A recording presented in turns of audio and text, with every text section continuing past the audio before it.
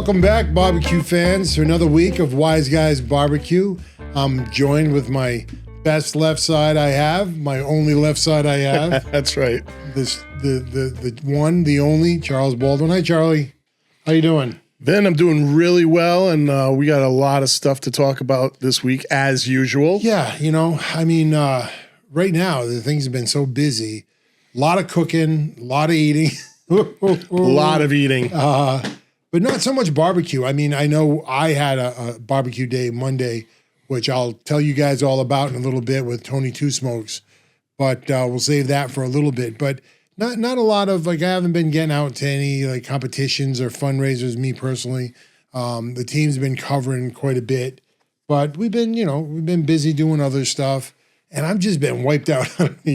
So Saturday, Charlie and I went out and watched a college football game. And if you guys remember Saturday, it was blazing hot, 80 degrees, and we were sitting on these aluminum benches. You might as well think we were the barbecue, I think. We were like a couple of sausages on a grill. So bad. Absolutely. It was. We actually had to take a break. It got that bad. Yeah. But it was fun. But that was the last. That I have not had a good night's sleep since then. That was Saturday night. I passed out, basically. And then that's it. Sunday night, Monday. Did you catch any of this harvest moon crap going on? Well, I'm very sensitive in the job that I do. I'm very sensitive to the harvest moon and the full moon in general because literally the crazy people come out on those nights, man. And it's a fact. You ask any police officer, anybody that's involved in that type of business, man, the full moon brings them out for whatever reason. I think it has something to do with the gravitational pull on the earth when it's a full moon. I don't know. I've never really looked into it, but it's true. It's absolutely true. But also the harvest moon, this time of year, back in the day, farmers were pulling their crops in and getting ready for the fall and the winter storage. Yeah, there's, so of course I had to look into it because I was up at 2 a.m. and couldn't go back to bed. I was like, okay, I'm up. I might as well figure out why I'm up. But apparently there's 3 harvest moons. They're usually September, November, December. But this year it was the first time in a while. I think they said, 50 years that it occurred in October. And it's a supermoon, which all that really means is the moon's in its equinox pattern is closer to the earth, so it looks a little bit bigger. Correct. And so they said the next one of those will be in October, will be like 8 years from now. So thank God I won't see another one. But anyways, that was it. I woke up at 2 a.m. I think you sent me a text message about something. I don't know, some James Bond villain or something. Oh, I said, doesn't Goldfinger look like Radley if he put 300 pounds on him? You didn't. I didn't pick up on it. I thought it was Hitchcock for a minute. Yeah. And then I was like, no, I don't think, I couldn't get 300 pounds. Sorry, 43. On Radley. But I was awake and I stayed awake. Oh, and that started my Monday, which was a long day because of the cook that we had. How'd that cook go anyway? I know Tony was so pumped up to do this. And how did it go? Tony Two Smokes, thumbs up, man. You killed it. We'll talk about that in a minute. I want to give you the whole scoop on both the cook and his and mine interaction. But what I wanted to talk about before that was more about the football. You had an awesome chili, which I think you lied to me. I thought it was a turkey chili. No, listen, I make turkey chili a lot just because I'm trying to eat healthier because, I've had some, cardiovascular issues. So I try to go with turkey in my chili. But this one, no, it was strictly fat and as fat and greasy as I could make it. And it came out fantastic. I just do a few little different things. I don't know if you want to get into it. Yeah, I do. No, it was delicious. Well, delicious. If you go to your grocery store and you're looking for, your ground beef for your chili, most places will have in their hamburger section what they call a meatball or meatloaf mix, which is you get a pound of meat, but it's your beef, your pork, and your veal all in one package. So I grab a couple of those. I grab a couple, 2-3 of those, put them in there. Had a little pulled pork left over in the pot. and let that go. That's my base meat. And then, you know, all the good stuff, the peppers and the onions and the beans. You had a big sausage in there too. I usually throw those, you ever see those little bags of little pepperoni discs? I usually just throw a bag of those in, but they didn't have any. So I just took a regular stick of pepperoni and hacked it up and throw it in there. Just give a little different taste, a little spice. Yeah. And then the other thing I do is instead of using just regular tomato sauce, I throw in half a can of Hunt's, regular garlic, spaghetti sauce. Yeah. And it comes out nice. And chili, the longer you let it go, the better it tastes. Yeah, or the more you reheat it. Yeah, that flavor just pops. Yeah, no, it came out really well. It was delicious. I mean, good thing we didn't eat it at the tailgate like planned, because we're 80 degrees and sweating from every orifice of our party. I don't know if we had chili on top of that, how that would have went. I do not know to this day how you drove home from New Haven that night. I mean, you must have been on autopilot, man. No, it was good. That was brutal. Well, what was brutal about it, which wasn't brutal, it was enjoyable, was we went out after the game. You were like, hey, we're going to go get some pizza. So New Haven. Yeah. Well, see, but I'm an idiot. Okay. I'm an idiot, and this is not resonating. I mean, one woman at the game literally had a T-shirt that said, after this, we're going to get pizza, And I'm like, how did I miss this in the last 60 years of my life? I assume because, I eat pizza all the time. Your brother lives out there too. And my brother does live out there. Greg, how are you? Give him a punch out. He's the principal at New Haven Academy. Yep. Getting ready to hang it up. Yeah, met one of his students this weekend too. Yep. Yeah. And so I've been hearing about New Haven pizza for forever. And if you have never been to New Haven, they have a street called Wooster Street, which has like 3 or 4 of the best pizza places you'll ever see. Sally's, Frank Pepe's, and Modern. It's a toss up. It's a personal choice. Everybody has their favorite of the 3. But we went there, and I had the great idea, hey, let's just go get Sally's after the game. Right, and what did we run into? Yeah, like maybe 35 people outside. Yeah. So I don't even know Huge how many line. were inside. The line was ridiculous. And why do they call it a pizza? Is that just Italian slang? Yeah, I think or that's just a thing. Sally's a pizza. A pizza. I mean, everything was a pizza. It was everyone. Yeah, I don't know if that's a New Haven thing but it's definitely prevalent in that area. Definitely. We ended up off that street, not too far off, but off that street, and we went to Ozzy's. Which was delicious. Yeah, and you don't hear about Ozzy's in the same vein as you hear about these other 3. But we learned that the guy that was running Ozzy's had worked at some of these other places. Yep. And the thing about their pizza in New Haven is it's coal fired. Okay, they have these old, legitimate coal ovens that you can't get anymore because they've outlawed them. Yep. But these places have been around so long that they've been grandfathered in. So you get this coal-fired pizza. It's got a nice char to the crust, and it's just different from other things that you have around the country. Yeah, I know. And again, that, folks, totally lost on me. I had, didn't even know. I've heard of coal-fired pizza before. I just thought it was a rave kind of a thing, and it wasn't. But obviously, it's something from the days of Arigot, and I should have known more about it. And of course, that's why those 3 pizzerias were. I mean, every one of them had 30, 35. Yeah, we weren't getting in there. We weren't getting in there. And no way we were going to wait anymore in that heat. That was the only thing difficult about the ride home is I had a couple beers. I was full stomach, and I had the AC blasting, and I was like, okay, I could fall asleep if I had to. But no, it was good. No traffic. No traffic. I'm fine. And your co-pilot was absolutely no help. Yep. I was comatose. It was comatose in the back. Yep. And this guy's Han Soloing it the whole way home. I don't know how he did it. Yeah. No, it was great. So that was a fun weekend, but that was it. That was all the sleep I got. Monday came early. Usually Tommy the Butcher, get into him a little bit. We cook on Mondays.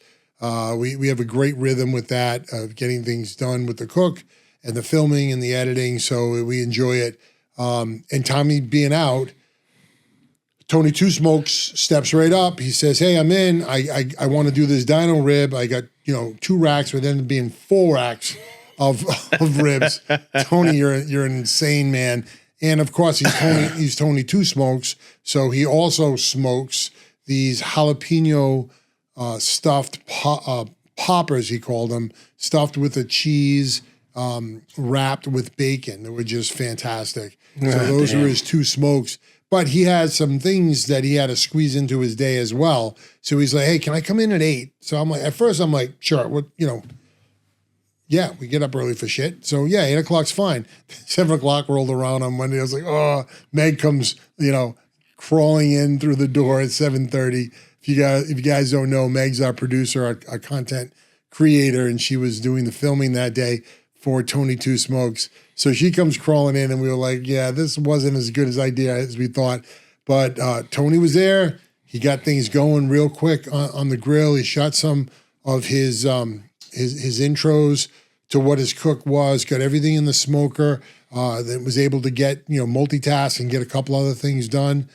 But this was the funny part, right? So, Tommy's awesome. I work with Tommy. He kind of like, he could be part of my family, right? He's so neurotic with things. He's easy to like relate to. And because you have to kind of talk him out of a tree every once in a while, I just say, hey, once in a while. Hey, stop that. Put that down. Go sit down. Go get a bourbon. You're in timeout, right? But I don't know Tony at all. Known Tony a long time. Never cooked with him. And, my role, I'll just say this quick. My role in the process is I don't like to get involved. I feel like the person who has to be the creative element is the cook, right? They're cooking. Correct. They got to be doing what they want to do in their comfort zone and getting it done.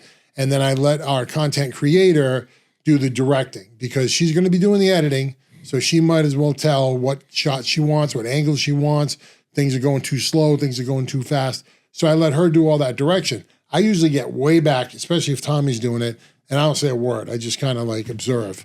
With Tony, I said, let me keep an ear in just in case he goes off mark or something, or Meg's not being, as strong as she needs to be with him. But she was fantastic, so no worries there. But I ended up being like, those 2 guys that sit up in the Muppet Show. Yeah, Statler and Waldorf, the two hecklers. How do you know their names? Because it's me and you. So I'm like that. I'm inside my house behind a cracked window, and when I hear a name go wrong, I hear something go slow, I just yell out, And then Tony stops. He's like, "What's he yelling at? What happened? What did I do wrong?" But no. So he was going at it, and I think, and then of course, when he was done cooking and he finishes his outros, he comes, he shares, "Hey, try one of these. Try one." So I'm just sitting there, I'm like eating, right? And now he's like looking at me like, what does this guy think? I'm cooking for him? He just sits in here and waits and eats the food that I cook. Kind of sort of, Tony. That's my role. But yeah, Tony, let me tell you a couple things about Tony. No, which I did not share with you at all because I want you two to figure out your shit together and do your thing. So I didn't give anybody any time telling him about how you are about stuff Tony's going to show up early. Okay. Yeah. Because that man is up at like 5:30, doing his reading, drinking coffee. So he's already wired at 7. Yeah. And he's going to show up early. He's also going to be we could have called him Tony Over the Top instead of Tony Two Smokes. It would have been, if he says he's doing 2 racks, it's 4 racks. That's just the way it's going to be. And you've learned, and now you know what to expect. Yeah. So he went out. He went out to Restaurant Depot, and he buys these short ribs.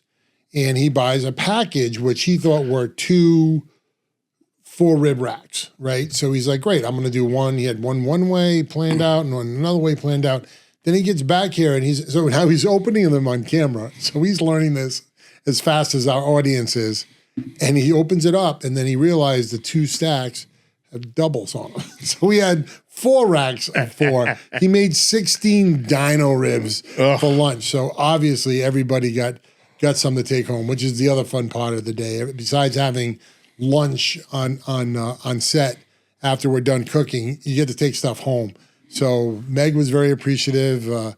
Everybody was. We got some good take home taste, and Tony had a good cook, and it was great. It was great, very successful. Food looked delicious, tastes delicious. He had one. I'm not going to say it on this just because I don't know exactly. I know the video will be out next week. So you'll see all that. But we have a little contest going on within the video, and I happen to feel like somebody already won, but I'm not going to spill the beans regardless. Just in case. I know what you're talking about. Yeah. So I won't talk about the details of the cook, I'll let you guys see that when it comes out. It'll be out next Wednesday, a week. The Wednesday after this airs, you'll see that on the channel. So please check that out. Tony did a great job. Tony will have more of them as we go forward. And you know, I mean, I try. In the process, like I said, I try to be, you know, assertive when I need to have things corrected because we don't want to waste anybody's time. But I don't like being the boss. So I think Tony was feeling the throttle going, the brake coming, the throttle. So it was just a little confusing for him, but he'll get through a couple more. I think what'll help too, and is I want him to come down and if he has the time and watch one of Tommy's go, because Tommy's you can't like the good thing about Tommy. It's authentic and it's the same every time. There's no way to put lipstick on that pig. No, so, he's got his shtick down. Yeah, no, it is what it is. Yep, and it's great. You know, I think we're all loving what he's doing, and so that was a blast to get that piece done. Good job, T. It came out fantastic. I had some today, and it was absolutely delicious.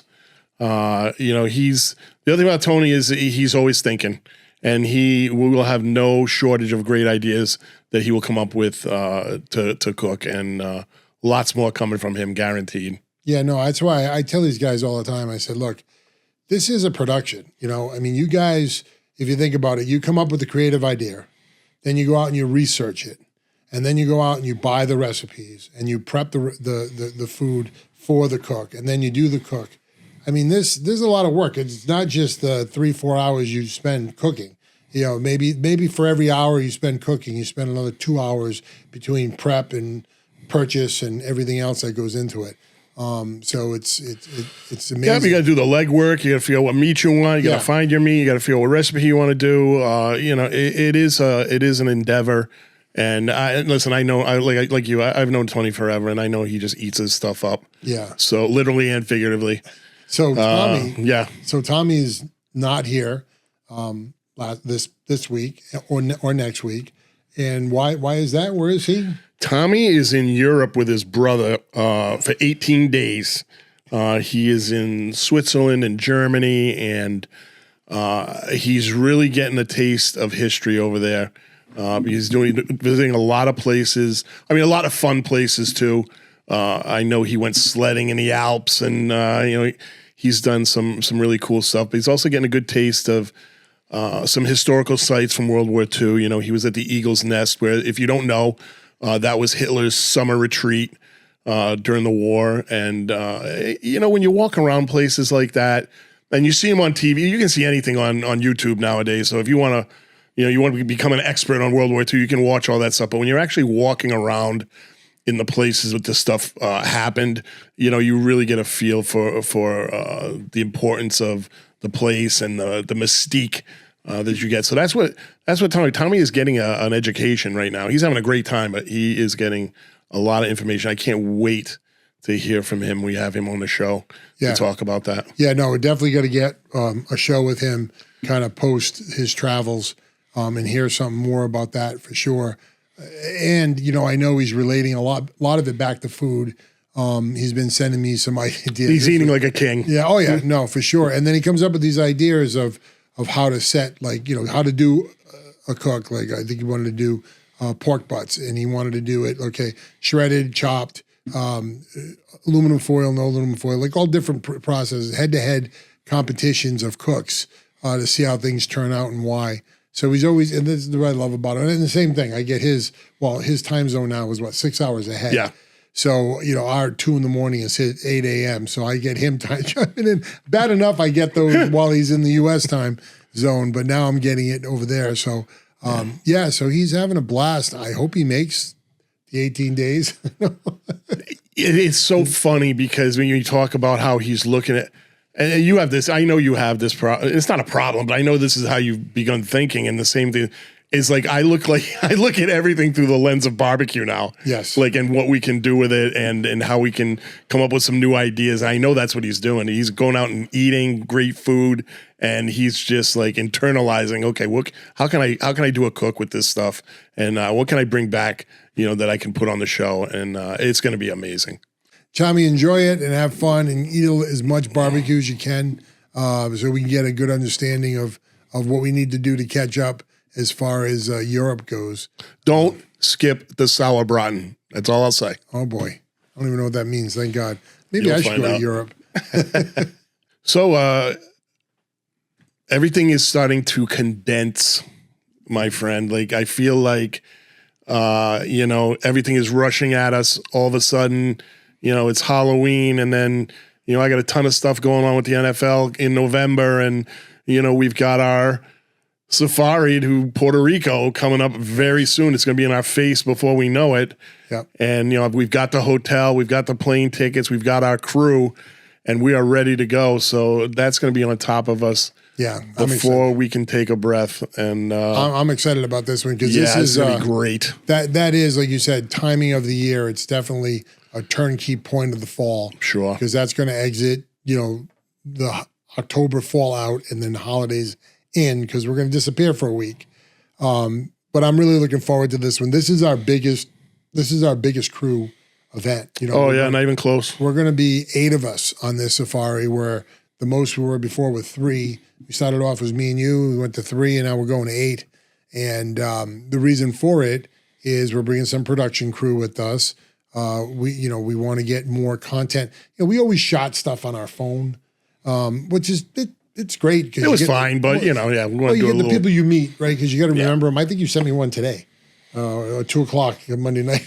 You sent me a clip of. I did. Yeah, I'm going to think of the name in a minute. Red. No, the Red Bridges. Red Bridges. Red Bridges with, I can never remember their names, the brother and sister who, I fell in love with the sister, but it was a great little clip there. Yeah, no, but this time we're going to actually bring you guys along with us. We're hopefully going to have a version of Destination Q. It's not going to, obviously we don't expect you to run to Puerto Rico because we said the barbecue is good, but we definitely want to have some kind of reviews of what we're doing, or maybe just a little journey of what we're doing. So we're going to film that. We're going to be live and hustling and running around. So that'll be different because other than getting up with our hangovers and taking our time in the bathroom, we're actually going to have to be on point and on camera. So that's going to be delightful. So I can't wait for that. And actually, I had to cap it because I had one person I had to ask him to step down. And 2 other people I had to tell them no. But what's happening now, which is opening up a new idea in my mind, is folks are coming up going, I hear about the safari. What is it? Why?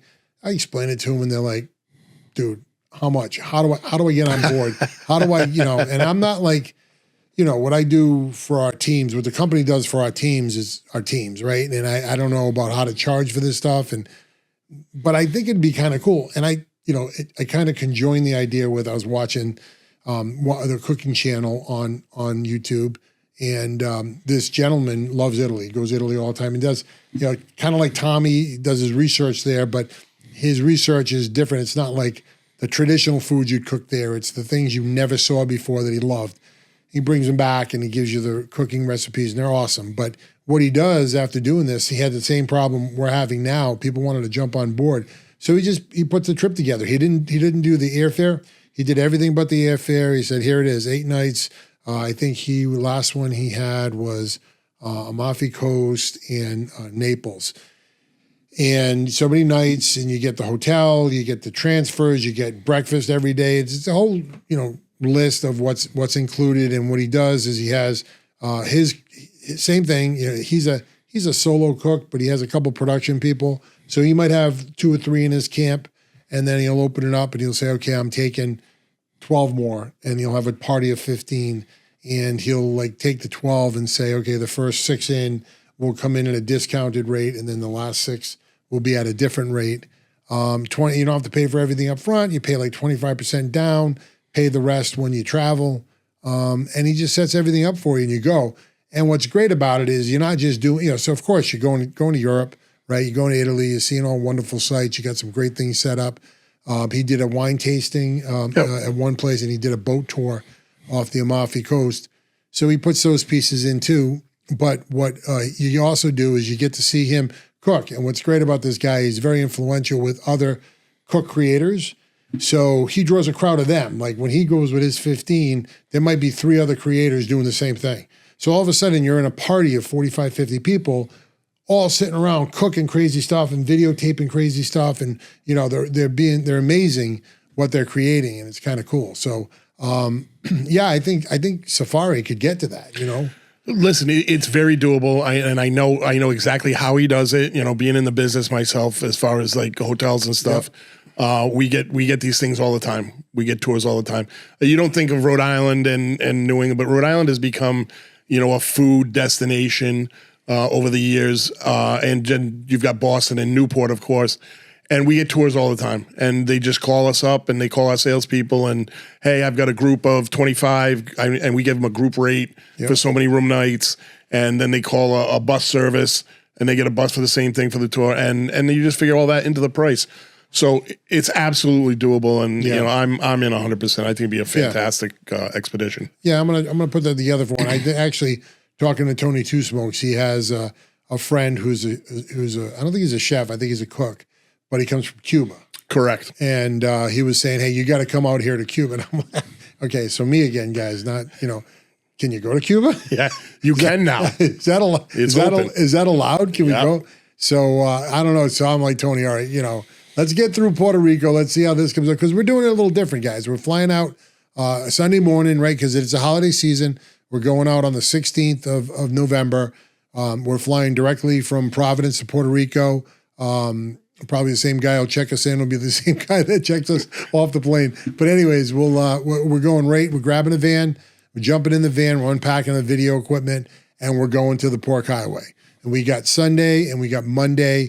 We are driving that highway, and we are going to be hitting all that wonderful lechon food. That wonderful strip of meat. Yeah, pork on a stick. It's going to be awesome. We're going to get a good flavor of that for ourselves, and hopefully a good video caption for you guys to enjoy here too. And then one of our guests on the trip is treating us to this nice recreational restaurant that we're going to for more of a classy kind of eatery on Tuesday, and as well that'll be Tuesday night. We're going out Tuesday day. We're going to charter a boat. We're going to go out and catch and cook and eat what we catch. So that's going to be something different. We didn't do that. That will be exciting. Yep, that would be fantastic. And then that's it. We'll be back on Wednesday. I think it's the 19th. Yes. So it'll be a short little bang bang, and then like I said, in the following week's Thanksgiving, and then here comes the Christmas season, and I am looking forward to that. And we got some destination cues coming up. Oh, yeah, definitely. And, you know, on local stuff. Yep. That we're going to, again, feed you guys some local barbecue places that you want to take a drive to. Again, not too far away, maybe an hour and a half, not crazy, but places you want to go to and definitely should experience some top-notch barbecue. So we got that coming too. Yeah, those start first week of November. You're going to start seeing those. And you know, those will be going right through the holiday season. So enjoy that. Check that out and enjoy that. We'll try to get a list up. I don't know if it's possible that we actually put its own page on our website. So if you go to our website, wiseguysbbq.com, you got all the, you know, all these shows, you got all the cooks on there. You're going to start seeing all the destination queue as well as all the recipes that are on that list too. And you got the Wise Guys Christmas party. I mean, it's getting crazy. Yeah, it's going to be crazy. I don't want to think about it. It's all piled up. We're still looking for a Santa for that. I'm not playing Santa. You're not going to fat shame me.